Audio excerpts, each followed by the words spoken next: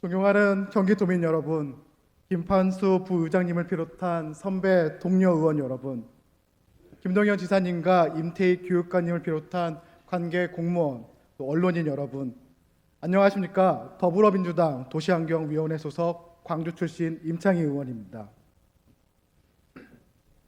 저는 전세 사기 피해 대책을 위한 경기도의 더 큰 역할을 촉구하기 위해 이 자리에 섰습니다. 2023년 우리는 전세 사기로 5명의 청년을 잃었습니다. 4월 27일 전세 사기 특별법이 발의되고 6월 1일 제정되어 시행되고 있습니다. 국회에서 여야 대화와 타협으로 긴급 대책을 마련했다는 측면에서 의미 있는 성과입니다. 하지만 특별법은 끝이 아니라 시작입니다. 전세 사기 피해의 실효성에 대한 이견과 쟁점이 여전히 있습니다. 사회적 재난인가?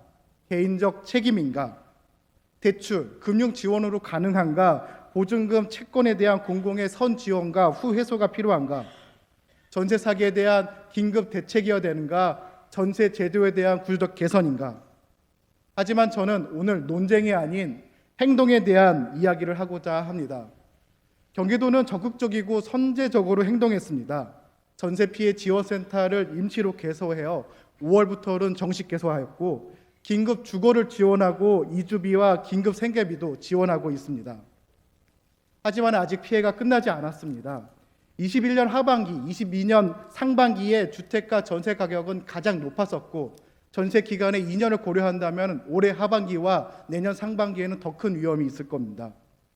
경기도 내 5가구 이상의 다주택자의 고위험구를 검토해 보면은 전세가율을 넘는 80%를 넘는 주택이 2만 호를 넘습니다.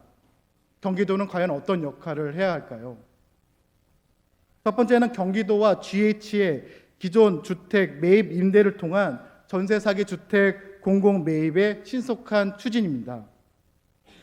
정부는 주거복지 제도의 하나인 매입 임대를 통해서 경매로 나온 전세 사기 주택을 5,000호 LH를 통해서 우선 매입하기로 결정하였습니다.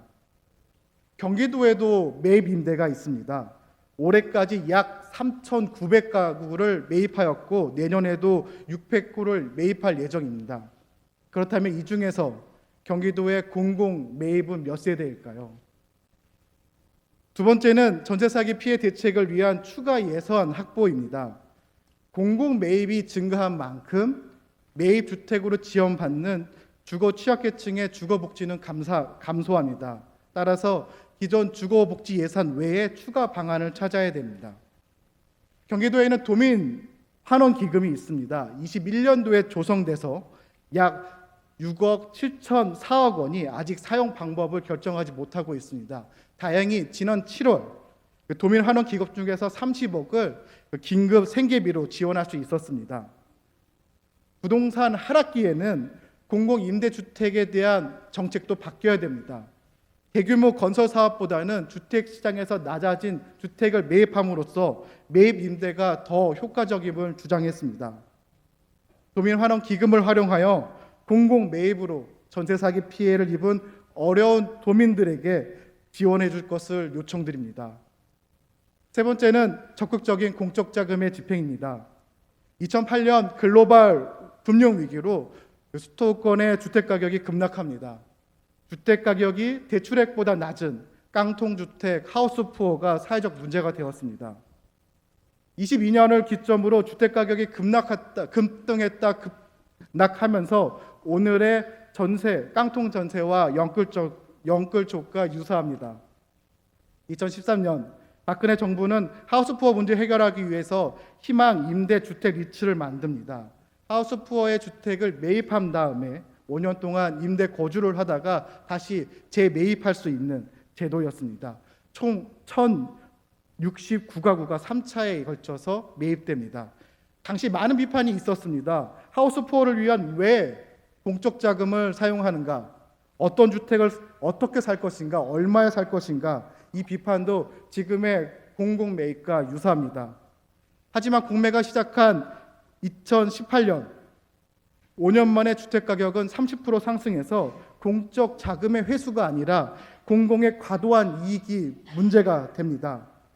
2008년에 만들어진 금융위기로 주택시장이 불안해지면서 정책은 2013년도에 가능했고 2018년도에는 오히려 가격이 올라서 공공의 책임을 묻고 있는 상황입니다. 전세는 우리나라의 특별한 임대 방식입니다.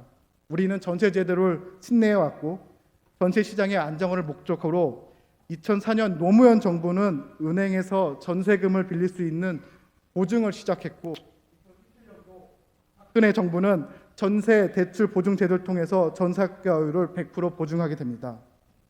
전세 사기는 개인의 잘못이 아닙니다. 또한 여야의 정치적 문제도 아닙니다. 주택 임대 제도가 과거에서 미래로 나아가는 구조적 변화입니다.